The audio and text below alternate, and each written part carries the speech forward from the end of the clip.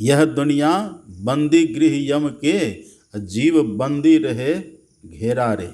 काया दुर्ग दुखद बंदी खाना, जेल की तरह है ये, हम इसी में बंधे रहते हैं। तो इससे हम निकलेंगे कैसे?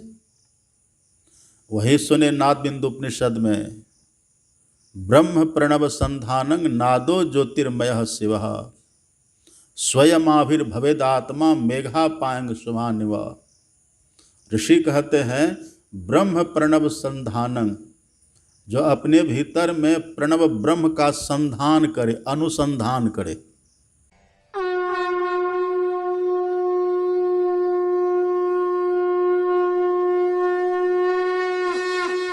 ब्रह्मोपनिषद में आपने सुना, आप और हम जो जीवात्मा हैं प्रतिदिन चलते हैं।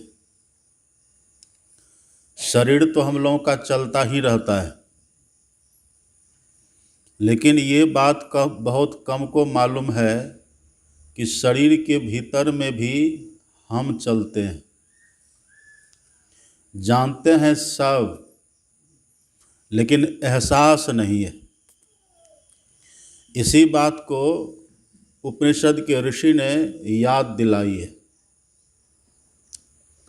जागृत स्वप्ने तथा जीवो गच्छत्या गच्छते पुनः, नेत्रस्थम जागृतम विद्यात कंठे स्वप्नं समाविशेत, सुसुप्तं हृदयस्थं तु तुर्यं मूर्धनि संस्थितम्।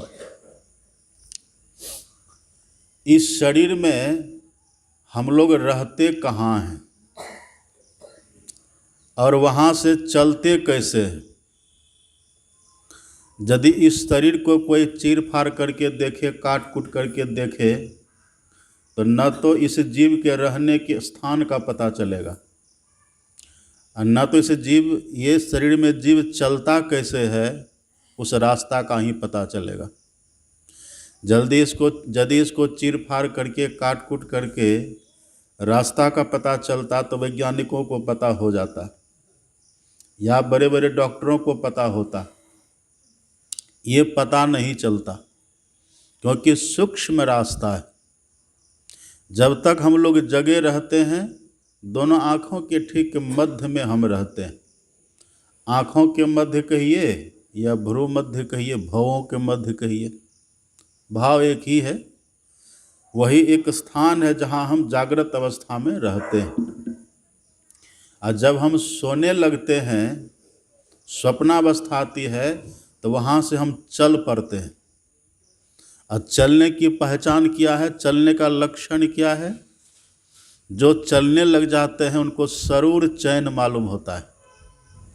हम जैसे जैसे भीतर चलने लगेंगे ना, एक सरूर चैन मालूम होता है, एक शांति का एहसास होता है। उस समय कोई जरा सा भी खटखुट करे अच्छा नहीं लगता है। तो यहाँ से हम चलते हैं, यहाँ से चल करके हम कंठ में आ जाते हैं। स्वप्ने कंठं, आँख से चल करके हम कंठ में आते हैं। दोनों आँख के मध्य में जो तीसरी आँख है, वहीं पर जागृत अवस्था में रहते हैं और वहाँ से चल करके हम कंठ में आते हैं। अब आँख और कंठ के बीच की दूरी देखिए कितनी है। अब वहाँ से चलकर आते तो रास्ता तो होगा ना, लेकिन रास्ता कैसे पता चलेगा? इसको कोई चीर फाड़ करके देखे तो ये रास्ता दिखेगा, पर रास्ता है जिस हो करके हम चल करके यहाँ से उतरते हैं और चल करके यहाँ आते हैं, कंठ में रहते हैं। यहाँ से भी और नीचे उतर जाते हैं, कंठ से उतर करके यहाँ छाती में, हार्ट जिसको बोलते हैं, हृदय में, यहाँ आ जाते हैं। ये दूरी देखिए कितनी है, इधर भी रास्ता है। पर इसका पता भौतिक ज्ञान में नहीं चलेगा, लेकिन ये रोज हम लोग करते हैं। जागृत, ऋषि कहते जागृत स्वप्ने तथा जीवो गच्छत्या गच्छते पुनः, ये बारंबार होता है। हम बारंबार आँख में जाते हैं, फिर वहाँ से कंठ में आते हैं, फिर कंठ से हम हृदय में जाते, प्रतिदिन होता है। ये कब से हो रहा है? ये अभी से हो रहा है। ये जो हमारी दौड़ है, लोग कहते हैं ना मियाँ के दौर मस्जिद तक, और गांव घर में भी लोग कहते हैं धोबी के गधा घर से घाट तक। तो ये सृष्टि के आदि काल से इतना ही चल रहा है हमारा। और ये तीनों जगह जो हम लोग जहाँ जाते, तीनों जगह में अंधकार है। और अंधकार को हिंदी में कहते हैं तम। जब तक है तम तब तक है जम। ये जम के घेरा में ही हम घूमते फिरते रहते, इससे बाहर निकल ही नहीं पाते। तो इससे बाहर हम निकलेंगे कैसे? और निकल करके हम वहाँ जाएंगे जहाँ से हम इस देह में आए हैं। हम जहाँ से इस संसार में आकर के बंध गए वहाँ तक हम जाएंगे। कैसे जाएंगे? वही उपाय आपने सुना नाद बिंदु उपनिषद, जो दूसरी उपनिषद का पाठ हुआ है, उसमें बताया। ये चलना तो हमारा सब दिन होता रहा है, हो रहा है। इतने में हम चलते हैं, जगते हैं, सपनाते हैं, गहरी नींद में जाते हैं, आँख में रहते हैं, कंठ में आते हैं, हृदय में चले जाते हैं, बस इतने में रहते हैं। लेकिन हमको इतना में ही रहना ये खतरनाक है। तो संत महापुरुष कहते हैं कि थोड़ा जहाँ अभी जागृत अवस्था में रहते हैं ना आप और हम जीवात्मा, देखिए जहाँ हम रहते हैं यहाँ उस जगह को खोजिएगा, खोद खाद करके तो मिलेगा। महर्षि दयानंद जब शुरुआती दौर में थे ना, उनका नाम मूल शंकर था पहले। उन्होंने जब सुना कि दोनों आँखों के बीच में जीव रहता है, आज्ञा चक्र जिनको बोलते हैं, तो महर्षि दयानंद ने कहा कि इनको देखना चाहिए। नर्मदा के तट पर वो रहते थे। संजोग से एक दिन वहाँ तट पर खड़े थे, एक मुर्दा भसता चला जा रहा था। तो उन्होंने सोचा कि जिंदा व्यक्ति तो देखने देगा नहीं चिर फाड़ करके, और खुद भी अगर हम देखना चाहें तो हम भी नहीं देख पाएंगे चूँकि दर्द होगा। तो गए उसी मुर्दा को खींच करके घसीट करके तट पर ले आए, और तब चाकू लेकर के उसको चीरने फाड़ने लगे यहाँ कि देखे वो स्थान किधर है जिसको आज्ञा चक्र कहते, जहाँ पर जीव रहता है। वो चीर फाड़ करके खोद खाद करके खोजते खोजते थक गए, लेकिन नहीं मिला। मिलेगा इस समय? नहीं मिला। तो उन्होंने कहा कि झूठ ही सब महात्मा कहते रहते हैं। उनकी शुरुआती दौर थी, तब स्वामी बिरजानंद के पास वो गए नहीं थे। तो कह दिया सब झूठी मूठी बात है, ये ऐसे व्यर्थ का बकवास है ये। लेकिन जब वही बाद में महर्षि स्वामी बिरजानंद के पास गए, उनसे जब दीक्षा लिए और साधना करके तब जो देखे, तब कहे कि नहीं बात सत्य है, यहीं पर जीव का वासा है। लेकिन यहाँ जो हम रहते हैं तब बंधन में रहते हैं, यम के बंधन में रहते हैं। यह दुनिया बंदी गृह यम के, जीव बंदी रहे घेरा रे। काया दुर्ग दुखद बंदी खाना, जेल की तरह है ये, हम इसी में बंधे रहते हैं। तो इससे हम निकलेंगे कैसे? वही सुने नाद बिंदु उपनिषद में, ब्रह्म प्रणव संधानं नादो ज्योतिर्मय शिव, स्वयमाभिर्भवेदात्मा मेघा पायंग शुभान्विव। ऋषि कहते हैं ब्रह्म प्रणव संधानं, जो अपने भीतर में प्रणव ब्रह्म का संधान करे, अनुसंधान करे। अनुसंधान, ब्रह्म प्रणव का अनुसंधान किसको कहते हैं? इसी को कहते हैं सुरत शब्द योग की साधना। प्रणव, प्रणव कहते हैं कि इसको आप पढ़िए पदावली अपने सदगुरु महाराज जी की वाणी में। अपने सदगुरु महाराज जी कहते हैं स्फोट ओम उद्गीत सतत ध्वनि। प्रणव है ना, उसी में प्रणव है, जो स्फोट है, जो उद्गीत है, जो सत ध्वनि। सत ध्वनि का मतलब सत है परमात्मा। परमात्मा से जो प्रकट हुआ है वो नाद भी सत है। सुन रहे सब मेरी बात? सुन रहे कि सो रहे हैं? सोइए मत। ईश्वर से जो नाद प्रकट हुआ है, क्योंकि ईश्वर है सत, उनसे जो नाद प्रकट हुआ है जिसको प्रणव ब्रह्म कहते हैं वह भी सत है, मतलब उसका नाश नहीं होता है। इसको तो ईसा मसीह ने ईश्वर तक कह दिया है। ईसा मसीह की वाणी हम लोग पढ़ते हैं ना, in the beginning was the word was with God and the word was God. आरंभ में शब्द था, शब्द ईश्वर के साथ था और शब्द ही ईश्वर था। वही हमारे सदगुरु महाराज कहते हैं स्फोट ओम उद्गीत सतत ध्वनि प्रणव, वही प्रणव है। सार शब्द को ही प्रणव कहते हैं। ये ऋषि कहते हैं यदि कोई जीव वो सार शब्द को पकड़ ले, सार शब्द वो शब्द है कैसा, तो ज्योतिर्मय शिव, वो जो शब्द है सार शब्द है। हमारे सदगुरु महाराज जी कहते थे अंधकार का शब्द काला होता है। पढ़ेंगे ना प्रवचन में, हमारे सदगुरु महाराज कहते हैं अंधकार का शब्द काला होता है, अब प्रकाश का शब्द उजला होता है। तो प्रकाश कहने का मतलब क्या, ये प्रकाश नहीं, ब्रह्म ज्योति। जो ब्रह्म ज्योति में पहले चले जाएं, वहाँ पर शब्द को प्राप्त करें, तो वो शब्द आप पढ़ेंगे संत बुल्ला साहब की वाणी। बुल्ला साहब कहते हैं पैठू अंदर देखू कंदर, जहाँ जिए को बास, उलटी प्राण अपान मेटो, सेत शब्द निवास। सेत का मतलब क्या होता है, सेत का अर्थ होता है उजला, श्वेत। सेत अर्थात तो श्वेत और श्वेत अर्थात उजला। तो बुल्ला साहब कहते हैं उजला शब्द अपने भीतर दिखेगा, उजला शब्द अपने भीतर मिलेगा। कहाँ मिलेगा, तो वो कहते पैठू अंदर, अपने भीतर बैठिए, बैठ करके देखो कंदर, कंदरा को देखिए वहाँ। कंदरा किसको कहते हैं, कंदरा कहिए या उसी को दशम द्वार कहिए। यह है कहाँ, इसका परिचय भगवान शिव ने दिया।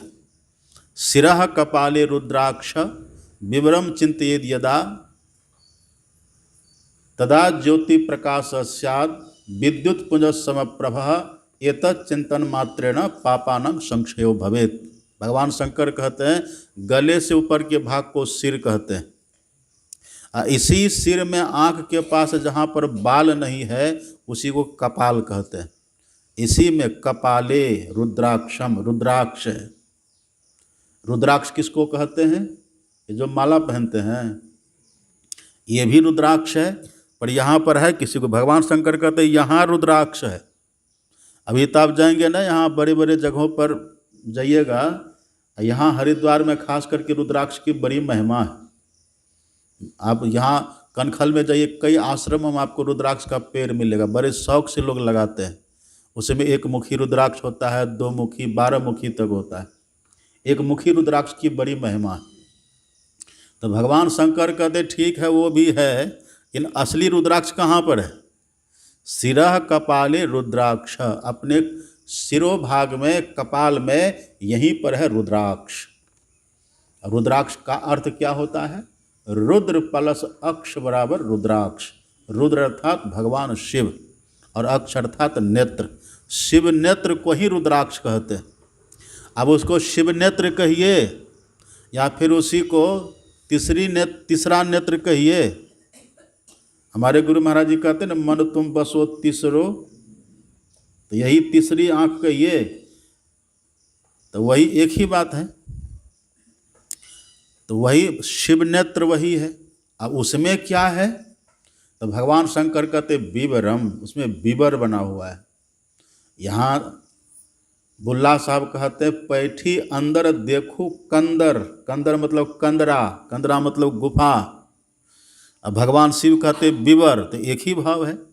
यदि वहाँ कोई ठीक ठीक अपने भीतर में गुरु इंगित स्थान पर ठीक ठीक देखे तो वहाँ पर कंदरा विवर दिख जाएगा, मतलब दशम द्वार वहाँ दिखेगा। और जैसे उसको देखेंगे बस हमारी जो गति यहाँ से ऊपर की तरफ पहली बार वो गति होगी। अब तक तो सृष्टि के आदि काल से हम इतने में घूमते रहे हैं, बस यहाँ से यहाँ, यहाँ से यहाँ, यही चलता रहा है। और एक बार कोई उसको देख ले अपने भीतर में, इसी की जुक्ति होती है देखने की। इसी के लिए गुरु दीक्षा की महिमा है। और ये दीक्षा अगर नहीं है, बाकी खूब माला सटकाते हैं, खूब माला फेरते हैं, खूब टीका तिलक लगाते हैं, खूब बढ़िया बेस बना करके रखते हैं, खूब मंदिर में दौड़ते हैं। और ये यदि युक्ति नहीं है पास में, तो फिर इतने में घूमते रहिएगा। मियाँ की दौड़ मस्जिद तक, धोबी के गधा घर से घाट तक, इतने तक होता रहेगा। इससे हमको ऊपर, इसमें जब तक घूमते रहेंगे तब तक जम का फंदा है। पूजा पाठ करिए, ठीक है, पुण्य होगा, लेकिन रहेंगे जम के फंदा में। और यदि इसको कोई अपने भीतर से कंदरा को देखे, देखिए भगवान शंकर का वचन है ये आम लोगों की बात, हम लोगों की बात भगवान शंकर कहते हैं। यदि उसको कोई अपने भीतर देख ले तो क्या होगा? तदा ज्योति प्रकाश स्यात् विद्युत पुंज समप्रभ, बिजलियों के पुंज के समान वहाँ महान ज्योति का दर्शन होता है। और ज्योति के दर्शन से क्या होगा? उस दर्शन से होगा क्या? दुराचारोपि पुरुषो, जो पहले दुराचारी भी रहा होगा, लेकिन उसको यदि कोई देख ले, लभते परमम पदम, वो जम पद से छूट करके निकल करके परम पद में चले जाएंगे। मतलब परमात्मा के पद में, अथवा जहाँ से जीव आया है, जीव को अपना आदि घर, अपना निज घर इसको मिल जाएगा। निज घर में निज प्रभु को पावे, अति हुलसावे ना, मैं ही अस गुरु संत उक्ति, यम त्रास मिटावे ना। वहाँ यम का त्रास नहीं है। सुधी करो प्यारे हो अपने घर के, जहाँ कलेश कछु नहीं, वहाँ कोई क्लेश नहीं है। यही ऋषि कहते वहाँ तक हम जाएंगे कैसे? तो उसी ब्रह्म प्रणव संधान, मतलब नादन संधान की साधना करिए, लेकिन उसके पहले अपने भीतर में कंदरा को ढूंढिए, दशम द्वार को ढूंढिए। ये यदि कोई ढूंढेंगे, यही उसी की जहाँ से शुरुआत, उसी को कहते बिंदु, वही है बिंदु। जैसे हमारे दोनों दृष्टिधार एक जगह पर मिलेगी, बस वहीं पर ज्योतिर्बिंदु का उदय हो जाएगा। और उसी बिंदु से वो नाद प्रकट होता है। बिंदु में तह नाद बोले, रैन दिवस सुहावनम, बीजाक्षरंग परम बिंदुं नादं तस्योपरि स्थितम, सशब्दं चाक्षरे क्षीण निशब्दम परमम पदम। बिंदु में नाद प्रकट होगा, वही नाद हमको परमात्मा से मिला देता है, वही हमको वहाँ तक ले जाएगा। यही है मूल बात। इसी को जो ठीक से करे, कैसे करेंगे? अभी जो सुने ना पाठ में, सिद्धासन स्थितो योगी मुद्रांग संध्याय वैष्णवी, सिद्धासन से हम लोग जो बैठते हैं ना, यही सिद्धासन है। देखिए हम लोगों को सदगुरु महाराज जी ने कितना प्रामाणिक आसन भी बताया। अभी तो लोगों को, बड़े बड़े लोगों को बैठने का ढंग भी नहीं आता है,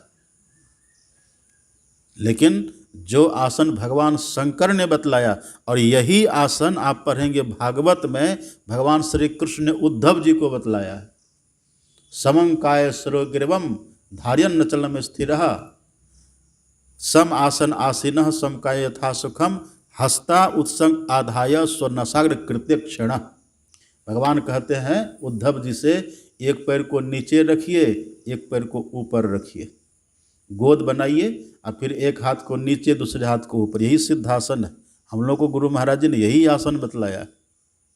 इसी आसन से जो ठीक ठीक बैठे, अब बैठ करके पहले अपने भीतर उस कंदरा को देखने के लिए देखे ना, इसको चीर फाड़ करके वो दिखेगा नहीं? दिखेगा। उसके लिए थोड़ी शक्ति चाहिए हमारे पास, थोड़ी शक्ति चाहिए। तो वो शक्ति कैसे मिलेगी? वो शक्ति पाने के लिए हमारे सदगुरु महाराज ने 2 काम बताया है।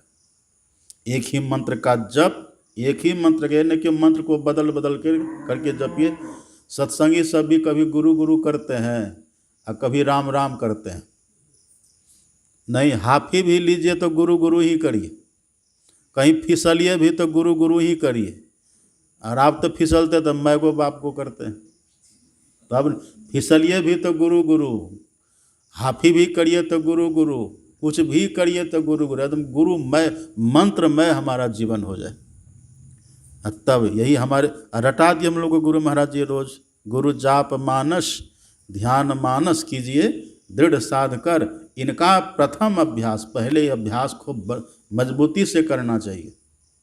यही करने से हमारे भीतर वो शक्ति आती है जिससे हम गुरु युक्ति से देखेंगे तो विवर दिख जाएगा। ये दोनों काम कोई नहीं करे और सोचे कि सीधे हम उस विवर को ही देख लेंगे, असंभव नहीं होगा। और कितना असंभव है, हमारे सदगुरु महाराज जी कहते परा धरती अचह छुअन आकाशा।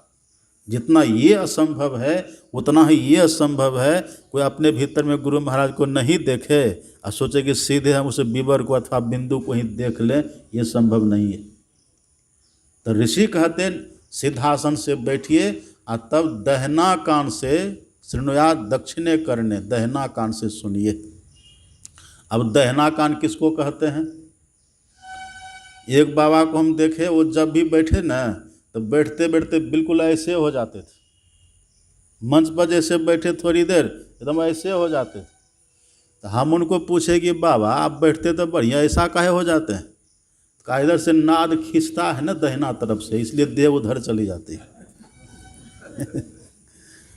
ये दहना कान नहीं है। ठीक है, लोग जो अति वृद्ध हो जाते हैं, जो दृष्टियोग नहीं कर पाते, तो उसको बतला देते हैं आप दहना कान से। लेकिन दहना कान असल में कहते किसको है? दहना दायां किसको कहते हैं? दायां कहते हैं प्रकाश, प्रकाश को कहते हैं पश्चिम। जैसे आप खड़ा होइए ना तो प्रकाश को, योग की भाषा में प्रकाश को कहते हैं पश्चिम, अंधकार को कहते हैं उत्तर। और शब्द, जो शब्द की साधना हम लोग करते हैं ना, पूरब, अंधकार को क्या कहते हैं? पूरब। अब प्रकाश को पश्चिम, और नाद को कहते हैं दक्षिण, अब परम पद को कहते हैं उत्तर। तो प्रकाश में पहले जाइए तब दक्षिण, मतलब दक्षिण का मतलब वही शून्यात दक्षिणे करने, वही दक्षिण। तो जो पहले प्रकाश में चले जाए उनके लिए नादानुसंधान सुलभ हो जाता है। अब प्रकाश में नहीं गए, ऐसे करेंगे तो ऐसे भी लोग करते हैं, वो भी ठीक है। लेकिन हमारे गुरु महाराज जी कहते जैसे कोई अंधा व्यक्ति हो, उसको कोई फल तोड़ना हो, वो ढेला मारेगा, संजोग से कहीं ढेला लग गया फल में तो टूट भी सकता है, और नहीं लगा तब जीवन भर मारते रहिए ढेला, जिंदगी बेकार चली जाएगी। और यदि कोई आँख वाला है तब वो तो देखेगा ढेला मारेगा तोड़ लेगा। तो ये अपने भीतर प्रकाश हो जाना, उसको कहते हैं आँख हो जाना।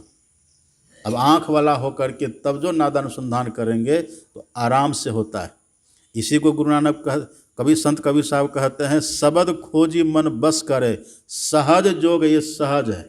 इन अभी पाठ में क्या सुन रहे थे? रघुपति भगति करत कठिनाई। लेकिन किसके लिए कठिन है? जो नहीं करते हैं। ये भी सुने न, जौ सरकरा मिलई सिकता मह बलते नहीं बिलगावे, अति रसग सूक्ष्म पिपिल का बिनु प्रयास ही पावे। अब बालू चीनी को मिला दीजिए, अलग कर लीजिएगा, अलग कर पाएंगे? नहीं कर पाएगा, कोई भी अलग नहीं कर पाएंगे, न कोई यंत्र है उसको अलग करने का। लेकिन छोटी चींटी को देखिए, वो अलग कर लेती है। तो कहने का भाव, जो अपनी वृत्ति को सूक्ष्म बना लेता है, और सूक्ष्म बनाने के लिए ही 3 क्रिया है, मानस जप, मानस ध्यान, दृष्टि योग। यदि इतना कोई कर लेंगे तो बड़ा सहज है, सहज योग है ये। शब्द खोजी मन बस करे, सहज योग है ये। सत शब्द निज सार है, यह तो झूठी दे। ये बड़ा सहज है, लेकिन करने वाले के लिए। करत करत अभ्यास ते जड़मति होत सुजान, रसरी आवत जाते सिल पर परत निशान। झूठमुठ खेले सचमुच होए, सचमुच खेले बिरला कोय, जो कोई खेले मन चितलय, होते होते वही है। अब कहने सुनने की